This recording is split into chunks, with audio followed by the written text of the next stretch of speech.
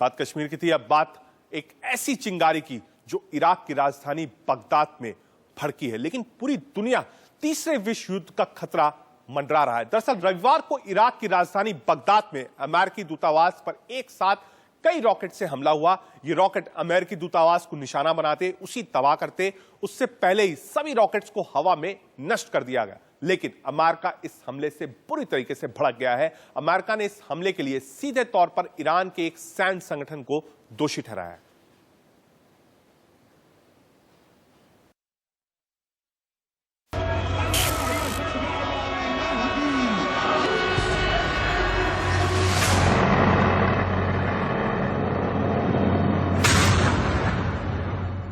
आसमान में आग का ये गुबार इराक की राजधानी बगदाद में उठा है,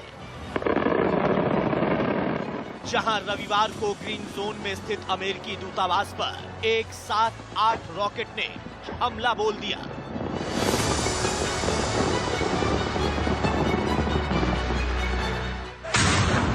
यह हमला इतना खतरनाक था कि बगदाद में बारूद के धुएं से एक मोटी परत छा गई। पूरे ग्रीन जोन में हड़कंप मच गया। लेकिन बड़ी बात यह थी कि रॉकेट अमेरिकी दूतावास को निशाना बनाते, उसे तबाह करते, उससे पहले ही सभी रॉकेट को सीरैम रक्षा प्रणाली से हवा में ही नष्ट कर दिया गया। इन तस्वीरों में आप देख सकते हैं कि आसमान में रॉकेट फूट रहे हैं। अमेरिकी दूतावास पर यह हमला किसने किया, इसकी जिम्मेदारी फिलहाल किसी ने नहीं ली है, लेकिन ये रॉकेट बगदाद के शिया बहुल पूर्वी हिस्से में अल रशीद कैंप से दागे गए थे। जानकारों की माने तो इस हमले के पीछे ईरान का हाथ है। ईरान और अमेरिका के रिश्ते जो हैं पिछले कुछ वर्षों से लगातार खराब होते जा रहे हैं और पिछले एक वर्ष में उसमें बहुत ही गिरावट आई है। और जिस तरह से अमेरिका ने 3 जनवरी 2020 को ईरान के एक commander major general Qasem Soleimani का अटैक करके मर्डर किया था, उसके बाद में ईरान बहुत बौखलाया हुआ है और वो अमेरिका पे लगातार कुछ कार्रवाई करने की कोशिश करता रहा है। दरअसल अमेरिकी दूतावास पर हमला करके ईरान कमांडर सुलेमानी की मौत का बदला लेना चाहता है। उधर अमेरिका ने भी इस हमले के लिए ईरान समर्थित एक सैन्य संगठन को दोषी ठहराया है, क्योंकि जब से अमेरिका ने सुलेमानी को मारा है, इराक में अमेरिकी दूतावास पर रॉकेट से होने वाले हमले बढ़ गए हैं। पिछले महीने बगदाद के शिया बहुल पूर्व की ओर से 7 रॉकेटों में से 4 रॉकेट ग्रीन जोन से टकराए थे, जिसमें एक बच्चे की मौत हो गई थी और 5 लोग घायल। इस हमले की जिम्मेदारी अश्ब अल कहफ नाम के एक सैन्य संगठन ने ली थी। इसके साथ ही पिछले साल भी अमेरिकी दूतावास पर रॉकेट से कई बार हमले किए गए और इन हमलों को देखते हुए सितंबर में अमेरिका ने चेतावनी दी थी कि अगर इराक ने इन रॉकेट हमलों को रोकने के लिए कोई ठोस कदम नहीं उठाया तो अमेरिका बगदाद में अपनी एम्बेसी बंद कर देगा। जब अमेरिका ने इराक से अपने सैनिकों को वापस लाने का ऐलान किया था, तब ईरान के सहयोगी शिया संगठन ने सीज फायर संघर्ष विराम की घोषणा की, ताकि अमेरिकी सैनिकों के वापस जाने की प्रक्रिया आसानी से पूरी हो सके। इराक में अमेरिकी दूतावास पर हमला क्यों हो रहा है, इसे इस बात से भी समझा जा सकता है कि ग्रीन जोन सरकारी कार्यालयों और पश्चिमी डिप्लोमेटिक मिशन का गढ़ है। ईरान नहीं चाहता है कि अमेरिका का दखल यहां हो, लेकिन अब जिस तरीके से अमेरिकी दूतावास पर हमला हुआ है, उससे ईरान और अमेरिका के बीच युद्ध के बादल मंडराने लगे हैं। अगर ईरान और अमेरिका में जंग छिड़ी तो इसका असर भारत पर भी होगा और फिर एक चिंगारी पूरी दुनिया को विश्व युद्ध के मुहाने पर ले आएगी और फिर तबाही होगी, क्योंकि अमेरिका कभी नहीं चाहेगा कि उसके दूतावास पर यूं रॉकेट से हमला होता रहे और वो हाथ पर हाथ रखे सब देखता रहे। Bureau report, India news. आइए अब आपको बताते हैं कि आखिर अमेरिका और ईरान के बीच दुश्मनी की वजह क्या है। क्योंकि एक वक्त वो भी था जब अमेरिका और ईरान में दोस्ती थी, लेकिन एक क्रांति ने हवा का रुख बदला और दोस्ती दुश्मनी में बदल गई। ईरान अमेरिका दुश्मनी की शुरुआत 1953 में हुई, जब अमेरिका खुफिया एजेंसी CIA ने ब्रिटेन की MI6 के साथ मिलकर ईरान में तख्ता पलट करवाया। इसके बाद अमेरिका और ब्रिटेन के उद्योगपतियों ने लंबे समय तक ईरानी तेल का व्यापार का फायदा भी उठाया। दूसरी बड़ी वजह 1969 की ईरानी क्रांति, जिसमें अमेरिका ने ईरान के शाह रजा पहलवी को लोकतंत्र के नाम पर सत्ता से हटा दिया था। फरवरी 1969 को खुमैनी ईरान लौटे और सत्ता संभाली।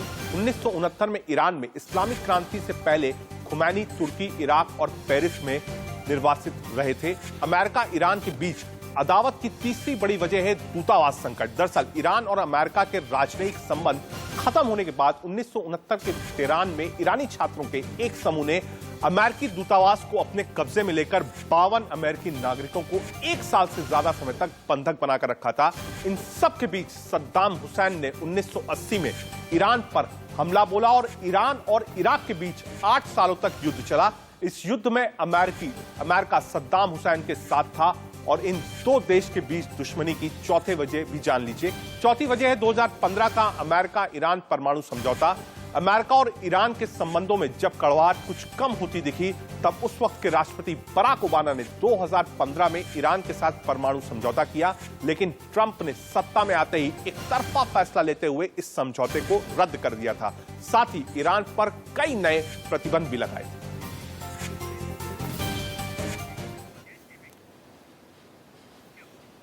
चालबाज चीन है कि सुधरने का नाम नहीं ले रहा है, लेकिन अब भारत ने चीन की हर चाल का तोड़ निकाल लिया है और कूटनीति का ऐसा चक्रव्यूह रचा है कि चीन पूरी तरीके से छटपटा रहा है, लेकिन कुछ कर नहीं पा रहा है, क्योंकि चीन की सबसे बड़ी परेशानी है उसने अपने सभी पड़ोसियों से रिश्ते बिगाड़ लिए हैं और भारत ने उन सभी देशों को अपने साथ ले लिया है। कहते हैं न दुश्मन का दुश्मन दोस्त होता है।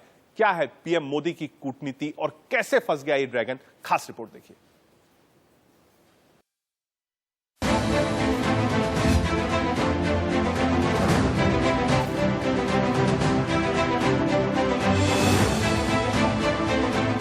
चीन को सबक सिखाने के लिए, उसकी चालबाजियों पर ब्रेक लगाने के लिए प्रधानमंत्री मोदी ने कूटनीति का ऐसा चक्रव्यूह तैयार किया है कि चीन अपनी ही चाल में फंस गया है। क्योंकि LAC पर चीन के साथ चल रही तनातनी के बीच सोमवार को प्रधानमंत्री नरेंद्र मोदी और वियतनाम के प्रधानमंत्री गुएन जुआन फुच के बीच एक लंबी ऑनलाइन वार्ता हुई। वहीं दूसरी ओर भारत और जापान के बीच इंडो जापान संवाद का आयोजन हुआ है। भारत और जापान के आर्थिक, सामरिक और कूटनीतिक रिश्तों में काफी बढ़ोतरी हुई है और भारत की वर्तमान सरकार और जापान की वर्तमान सरकार के बीच में काफी सामंजस्य है। और इसी परिप्रेक्ष्य में जो 11वां एनुअल समिट हुआ, इसमें भारत के प्रधानमंत्री और जापान के प्रधानमंत्री जो हैं वो इस बात पर सहमत हुए कि एशिया पैसिफिक रीजन में ये शांति रहना जरूरी है। कहते हैं दुश्मन का दुश्मन दोस्त होता है। भारत की तरह ही इन दोनों देशों के रिश्ते चीन से अच्छे नहीं हैं, क्योंकि चीन ने अपनी विस्तारवादी नीति के चक्कर में अपने हर पड़ोसी से रिश्ते खराब कर लिए हैं और अब भारत उसे दांव से दबोच रहा है। क्योंकि दक्षिण एशिया में वियतनाम की मौजूदगी भारत के लिए न सिर्फ फायदेमंद है, बल्कि चीन को घेरने का सबसे बड़ा हथियार है। क्योंकि वियतनाम भारत की एक्ट ईजी पॉलिसी का मजबूत स्तंभ है और हमारी हिंद प्रशांत क्षेत्र की योजनाओं का सशक्त भागीदार है। भारत और वियतनाम के साथ आने से चीन की नींद इसलिए भी उड़ी हुई है कि अगले साल ये दोनों देश संयुक्त राष्ट्र सुरक्षा परिषद के सदस्य होंगे, जिससे वैश्विक परिदृश्य में भारत और मजबूत होगा। ये भारत और वियतनाम के बीच दोस्ती का ही असर है कि हाल ही में दोनों ने 7 नए समझौतों पर दस्तखत किए हैं। इसमें वैज्ञानिक शोध, न्यूक्लियर और नवीनीकृत ऊर्जा, पेट्रोकेमिकल्स, डिफेंस और कैंसर का इलाज जैसी डील शामिल है। दूसरी ओर भारत और जापान के बीच इंडो जापान संवाद भी चीन को घेरने वाला प्लान है। हाल ही में भारत ने क्वाड देशों के साथ मालाबार युद्धाभ्यास किया था, जिसमें भारत के साथ जापान भी था।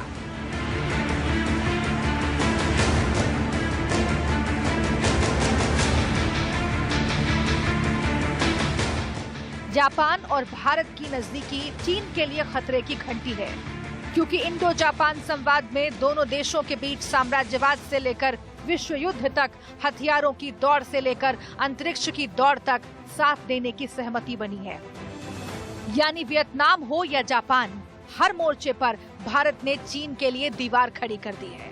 और एक साथ हो रही इस मोर्चेबंदी से चीन छटपटा रहा है, लेकिन कुछ कर नहीं पा रहा है, क्योंकि मोदी की विश्व आर्मी में सिर्फ वियतनाम और जापान नहीं है, एक लंबी टीम है जिसमें दुनिया के सबसे शक्तिशाली देश शामिल हैं। Bureau report, India news.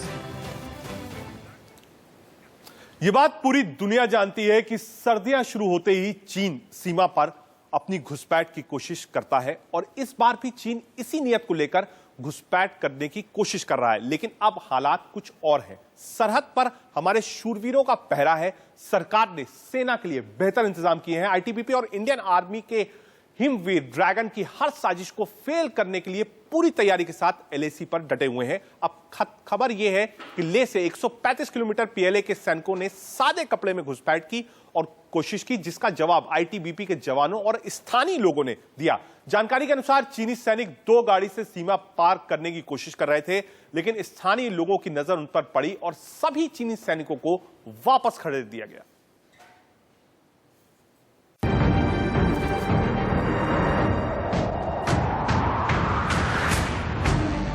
दावा है कि ये वीडियो लेह से 135 किलोमीटर दूर न्योमा एरिया में फिल्माया गया है।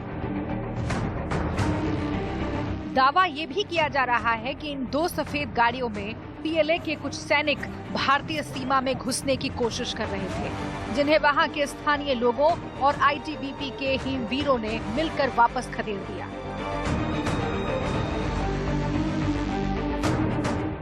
हालांकि आईटीबीपी ने इस घटना को लेकर कोई ऑफिशियल स्टेटमेंट जारी नहीं किया है। इंडिया न्यूज भी इस घटना या वीडियो को लेकर किसी तरह का दावा नहीं करता, लेकिन सर्दियों को लेकर ड्रैगन पिछले 8 महीने से जिस तरह की तैयारी कर रहा है, उससे इस बात से इनकार नहीं किया जा सकता कि चीन ने सीमा पर यह हरकत की होगी। तो ये उनकी एक सोची समझी चाल है। वो पिछले 50 साल से इसी तरह की हरकतें करते रहे, मगर हमारे जो वहां पर चंगथांग विलेज के भारतीय नागरिक हैं, लद्दाखी, वो बड़े सतर्क हुए। उन्होंने उनको वहां पर एंगेज करके रखा और आईटीबीपी को इन्फॉर्म किया, और आईटीबीपी ने इस पर कार्रवाई करके उनको वहां से भगा किया। चीनी सैनिक अपनी नापाक हरकत को अंजाम देने के लिए 2 गाड़ियों में बैठकर सीमा पार की कोशिश में थे। सभी चीनी सैनिक सादे लिबास में थे और स्थानीय चरवाहों को पशु चराने से मना कर रहे थे। इसके बाद स्थानीय लोगों को अंदेशा हो गया कि ये सभी चीनी सैनिक हैं।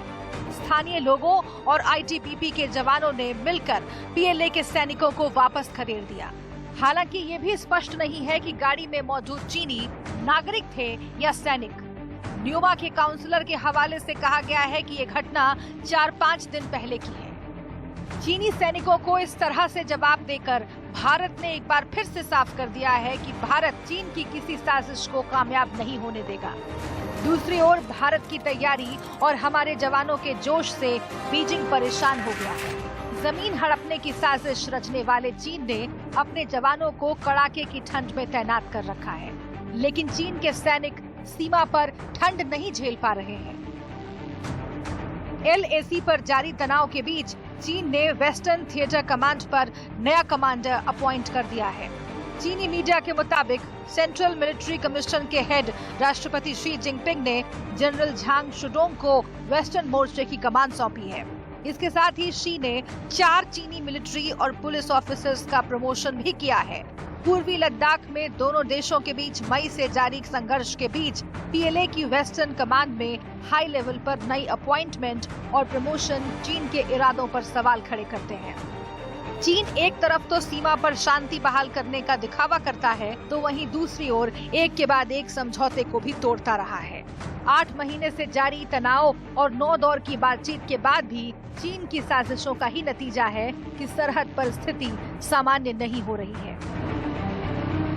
Bureau report, India news. और अब बात पाकिस्तान की। पाकिस्तान को सर्जिकल स्ट्राइक का डर सता रहा है और डर का आलम यह है कि सर्जिकल स्ट्राइक का नाम सुनते ही पाकिस्तान थर थर कांपने लगता है। पाकिस्तान के लिए मुश्किल यह है कि आज कोई भी इस्लामिक देश उसके साथ खड़ा होना नहीं चाहता। यहां तक कि सऊदी और यूएई ने भी पाकिस्तान से मुंह मोड़ना शुरू कर दिया है। यह खास रिपोर्ट देखिए।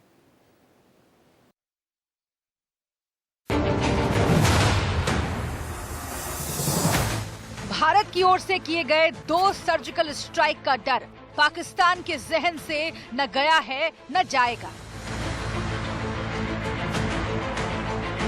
उरी हमले के जवाब में 2016 का सर्जिकल स्ट्राइक और पुलवामा के जवाब में 2019 के बालाकोट एयर स्ट्राइक के जरिए हिंदुस्तान ने पाकिस्तान को उसकी औकात दिखाई थी। अब एक बार फिर से वैश्विक स्तर पर अलग थलग पड़ चुके पाकिस्तान को एक और सर्जिकल स्ट्राइक का डर सता रहा है। तभी तो वीजा मामले को लेकर यूएई गए पाकिस्तान के विदेश मंत्री को जब विदेशी जमीन पर मुंह की खानी पड़ी तो शाह महमूद कुरैशी ने भारत से सर्जिकल स्ट्राइक के खतरे का जिक्र कर दिया। हमारे पास इस बात की खुफिया जानकारी काफी पहले से है कि भारतीय सेना पाकिस्तान पर हमला करने की तैयारी कर चुकी है। भारत सिर्फ अपने दोस्तों की तरफ से हरी झंडी मिलने का इंतजार कर रहा है। हम भारत के दोस्तों को उसका पार्टनर कहते हैं। मैं भारत के इन इरादों के बारे में यूएई और दुनिया के बाकी देशों को जानकारी देना चाहता हूँ। पाकिस्तान एक इस्लामिक देश है और वो हमेशा से ये दावा करता रहा है कि पूरे विश्व में मुस्लिमों का वो सबसे बड़ा शुभचिंतक है। ऑर्गेनाइजेशन ऑफ इस्लामिक कोऑपरेशन जो कि 57 मुस्लिम देशों का संगठन है और जिसका नेतृत्व सऊदी अरेबिया करता है, उसमें पाकिस्तान की हमेशा सुनी जाती थी। मगर अब पिछले कुछ वर्षों से पाकिस्तान की आंतरिक और विदेश नीति की वजह से सऊदी अरेबिया और गल्फ कंट्रीज के दूसरे देश जो हैं वो उससे विमुख होते जा रहे हैं। सबसे बड़े इस्लामिक देश होने का दावा करने वाले पाकिस्तान के साथ कोई भी इस्लामिक देश खड़ा नहीं होना चाहता। सऊदी और यूएई ने पाकिस्तान को लेकर अपना स्टैंड क्लियर कर दिया है, जिसका सीधा सीधा मतलब ये है कि 2 बड़े देश हिंदुस्तान के साथ खड़े होंगे। दरअसल महमूद कुरैशी यूएई में पाकिस्तानियों को फिर से वर्क वीजा दिलवाने की कोशिश करने के लिए गए थे, लेकिन यूएई की सरकार ने अपने बयान में इस बात का जिक्र तक नहीं किया। इस बात से हताश होकर महमूद कुरैशी ने एक दूसरे मुल्क का प्लेटफॉर्म इस्तेमाल करके भारत के खिलाफ आग उगलने की कोशिश की। इस वक्त एक बड़ी और एक्सक्लूसिव खबर, इंडिया न्यूज की सुपर एक्सक्लूसिव खबर। अब देश के किसी भी हिस्से में रहकर डाल सकते हैं वोट, ये सूत्र बता रहे हैं। चुनाव आयोग कानूनी पहलुओं पर कर रहा है विचार। किसी भी राज्य में रहकर गृह राज्य में वोट देने का प्लान, ये सूत्र कह रहे हैं। ईवीएम में बदलाव के साथ नए प्लान की तैयारी है। यानी अगर आप दिल्ली में हैं, रहने वाले बिहार के हैं, उत्तर प्रदेश के हैं, कहीं के भी हैं और आप वोट डालना चाहते हैं तो आप वोट डाल सकते हैं। इस वक्त की बड़ी और एक्सक्लूसिव खबर, आप कहीं भी हो देश के कोने में, आपको अगर वोट डालना हो तो आप तुरंत वोट डाल सकते हैं। चुनाव आयोग इस पर काम कर रहा है, ईवीएम में भी काम चल रहा है। हमारे साथ इस वक्त आशीष सिन्हा जुड़ रहे हैं दिल्ली से। आशीष, बड़ी खबर है, एक्सक्लूसिव खबर है आपने दी है, कैसे पॉसिबल होगा? क्या एसओपी इसकी बनाई जा रही है कि एक राज्य में बैठा आदमी दूसरे राज्य में अगर चुनाव होता है तो वहां कैसे वोट डाल सकता है? एसओपी क्या होगी? चुनाव आयोग किस चीज पर काम कर रहा है?